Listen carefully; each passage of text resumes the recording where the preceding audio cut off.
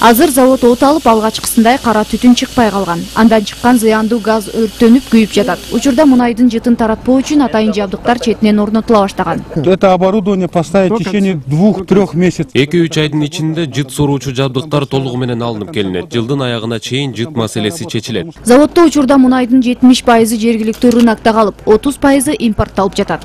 Андрей, ответь, очень много вопросов идет о том, что вы весь бензин якобы экспортируете. Объясните, что вот. В Кыргызстане ни 1 грамм. Кыргызстанда 1 грамм бензин калбай жатат деген сөздөр болуп жатат. Бул калп туура эмес. Мен билбейм мындай маалымат кайдан чыккан.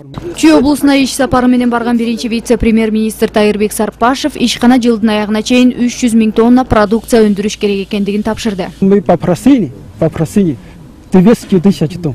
Бизге 300 000 тонна өндүрүүгө тапшырма берилген, бирок биз 200 деп атабыз. Анткени электр энергия боюнча маселе болуп жатат. Мисалы, мурда күнү 3 мүнөт электр жарыгы өчүрүлүп, чоң маселе жаралды. Вы обеспечите производство цикла. Эгерде силер өзүңөргө тиешелүү талаптарды толук аткарып турсаңар, электр жарыгы менен да маселе болбойт. Жуунда мунай заводу жылына 800 000 тонна күйүүчү май өндүрө алат. Ишкана Борбор Азия өлкөлөрүнө алгачкылардан болуп заманбап жабдуулар менен камсыз болгон. Эгер завод толук кандуу иштей баштаса, бюджетке 5 миллиард сомдун тегерегинде салык түшөт. Ушул тапта заводдо 1000ден ашуун жумушчу иштесе, анын жарымынан көбү жергиликтүүлөр. Жаркын Жылдыңбаева, Алмаз Нурманбетов, Коомдук, Биринчи канал.